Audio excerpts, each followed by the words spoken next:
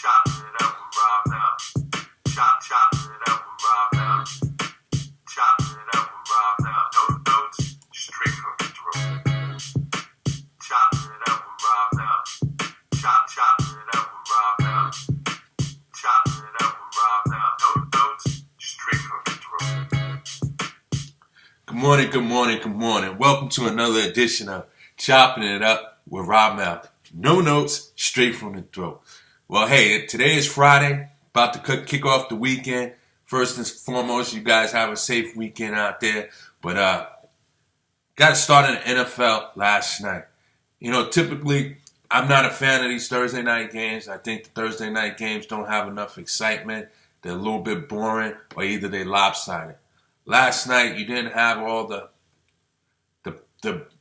oohs and ahs, but at least you had a tightly game. A competitive game, I should say.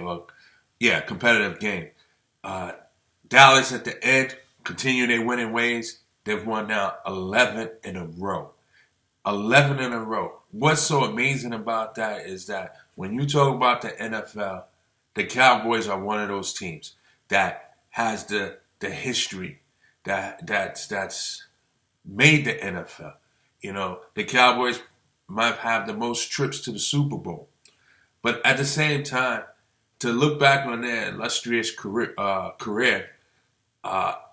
Starbat, Aikman, Danny White, Dorsett, Emmett, Michael Irvin, Pearson, Too Tall Jones. I mean, all these guys that have Hall of Fames have made great names, and for the Cowboys, there was never an 11-game winning streak. Never an 11-game winning streak. Until now, by two rookies, Elliott and Prescott. I don't know what to say about these guys, man. I'm running out of vocabulary words, adjectives. Just listen. It wasn't a great performance by Dallas at all. It was just a team finding a way to win. They were led by, obviously, the three-man tandem of Bryant, Elliott, and Prescott. Prescott was 12 for 18 for 139 yards, threw a touchdown. Ezekiel Elliott was 20 carries, 86 yards with a touchdown. He had one 30-yard run. Des Bryant, he was targeted 6 times. He caught 4 passes for 84 yards. One touchdown, a near touchdown that set up a 2-yard run for Elliott. But, I mean, at the end of the day, they got numbers, but it just wasn't that one with the flair. But you know what? A win's a win. They keep their winning streak going. Dak Prescott, he gets to play next week. You know, as we saw on the sidelines last night, Tony Romo was dressed. You know, so he gets to play next week. And it's still a win. I mean, at the end of the day, it's still a win. It's still a win, and what more can you say? I mean, at the end of the day, it is a win. So they came, did what they had to do. It was a road game. They won. They move on. They separate themselves from the Giants. They're 11-1. Giants are 8-3 with a big game against Pittsburgh, I believe, this weekend. So, hey, listen.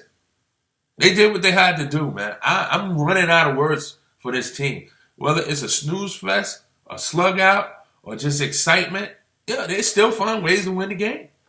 And the name of the game is to win the game. So, no matter how they get it done, they win the game. So, Dallas marches on, 11 in a row. I'm looking at the tandem of Elliott and Dak Prescott. And I'm excited about what I read a couple of days ago. I read an NFL mock draft for the upcoming draft and put the Jets in a scenario that's going to look very similar to what the Cowboys did this past draft. They had the Jets drafting number 5, picking up Fournette out of LSU, the highly successful running back in college. And then in the second round, they had him picking up Deshaun Watson. Man, that's shades of what what we see it right now with Dak and Elliott, man. If that's the formula, hey, I'm all in, Jets. Let's make that happen. Let's make that happen. Because what I'm seeing from Dak and Elliott, man, the Cowboys got the recipe. If we can duplicate that in New York, man, let's go ahead and do that, man. We don't have the offensive line that they have, but still, let's get similar players, man. Let's see what happens. The Jets will find a way to screw that up. All right, moving along, we're going to go to the NBA, to the association. I got to ask you a question, man. What is going on with Cleveland? Is this, I don't know. I really don't know, but what's going on with Cleveland, man? Listen, there's no doubt that they're going to represent the East. I don't think they can be tested by anybody in the East unless there's a major trade that takes place. But this is back-to-back blowouts, man. One by Milwaukee, and then on national TV last night, the Clippers was all over them, man. Just all over them from start to finish. Got a little testy on the court, a little chippy. I see Kyrie Irving, he getting involved with a few things. But what is going on with Cleveland? Did they run out of gas? Is LeBron trying to make a statement? What is going on with Cleveland? Meanwhile, for the Clippers, great win. They was on a 3-game losing streak. They needed a win, and they got one in a big way. They just came up big. I don't know what more to say about Cleveland, but great win for Clippers. They needed this, man. I felt if they had lost this game, then we'll start questioning the Clippers. So this was a big win for the Clippers. Nice way to respond on a national televised game against the defending champion. We could be possibly looking at finals matchup between Cleveland and the Clippers. So for the Cavs to come out there kind of lackluster and get blown out on their court like that, I just don't understand what was going on there, and just not a good look. So, I don't know if something is brewing internally or what's going on there, but that's not like the Cavs to get blown out back-to-back games. Milwaukee, now the Clippers, man. You figure after that blowout loss to Milwaukee, they will come out focused and energized and ready to play, especially against a team like the Clippers that could easily represent the West come June. So I'm not sure what's going on there. Not making no suggestions or anything like that, but at the end of the day, man, that's something to keep an eye out on. But kudos to the Clippers to get back to their winning ways, coming up big against Cleveland on the road. Moving right along, I mentioned Milwaukee blowing out Cleveland a couple of nights ago. Did they find a formula? Are they ready to now take off and get back to that playoff team that was a couple of seasons ago that everybody thought that they had turned the corner and they would be players? I know it's Brooklyn, but the fact that you blew out Cleveland and then went on the road to Brooklyn and blew out Brooklyn, hey, listen, you can't help who's in front of you, who you have to play. But at the end of the day, sometimes the teams that you're supposed to beat could be some of the hardest teams to play. Because A, they're going to give you an A game. Listen, first and foremost. B, the pressure of beating a team that you're supposed to beat and you should beat, you have to beat. We're not talking about Milwaukee this way if they lost. We'll be talking about, they had a lucky win against Cleveland. But to see what they did, blow out Cleveland, now I'm going to take on Brooklyn, and it's not a trap game, and they blow out Brooklyn, that's what you want to see. That's exactly what you want to see. Take care of those you're supposed to take care of. Get the win and move on. And that's just what happened. So keep an eye on Milwaukee. I think they might be right at that level where maybe this is where they find a groove and they possibly start to take off.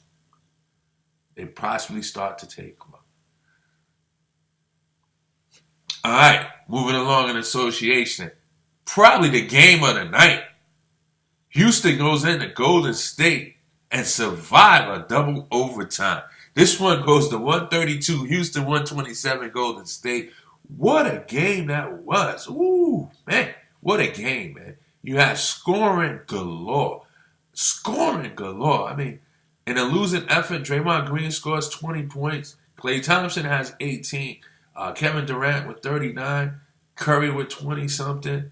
Iguodala, 10 points off the bench.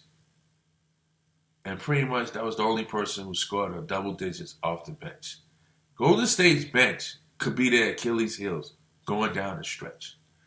That's something to look out for. They don't have the team that they thought they had. David West, I thought he would be a little bit better in the box scores. Sean Livingston, he's got to be more consistent. But how about this Houston team? On the road, led by Mike D'Antoni and James Harden. And they go in there and just run. I mean, they had scoring from everywhere. James Harden with another triple-double. I think he had 28 points, 15 rebounds, 13 assists. Eric Gordon comes off the bench for about 28 points. Ryan Anderson, he had 20-plus points. It was scoring everywhere in this game, man. I mean, it was scoring everywhere. Double overtime. Listen, I wasn't able to stay up to the end, so I don't know exactly how it went down. That was past my bedtime, but at the same time, kudos to those guys for lasting and playing it, man. I mean, that's what the NBA wants to see, scoring like that. Well, they got it. Excuse me. Well, they got it. 132 to 127. So, fun game to watch. Golden State's 12-game winning streak is snapped. They're now, I believe, 14 and 3, as they still have the best record in basketball. They got their groove. This is a team that's going to probably lose about 12 games. No, maybe I'll say about 14 games. They'll win about 68 games easily, possibly 70. But what a game. James Harden, he's having a great career, great season. He's having a great season. I mean, again, there's so many other players having a great season that when you see one, it's like you can't talk about them alone because somebody else is doing it. Like I mentioned, this is the season where stats are on steroids. Plain and simple. Stats are on steroids. Stats is on steroids in the NBA. That's the bottom line, man. But what a game. What a game. James Harden continues to play like MVP. Kevin Durant, he's continuing to find comfort over in Golden State as he scored 39 points. But this one here, I like to see the rematch on this one whenever that happens. But anyway, good win for Houston on the road. I guess Golden State is human. They can't win them all right? But what a game. What a game. Listen, tomorrow morning when we resume the show, we'll kick off the college football week because, you got all the championship games going on. And I'm going to tell you, there's pressure on Clemson and there's pressure on Washington. If they don't win their respective championships, they're going to be looking out. They're going to get leaped. They need to win. As is, I believe if Penn State wins their championship, one of them is getting bounced. So even if they win, they need to win big and impressively because one of them may not be able to make it. And I think it's Washington. I really do. I think Washington is on a bubble. I don't think they can leap anybody in front of them. And I think Penn State winning the Big Ten is going to get in.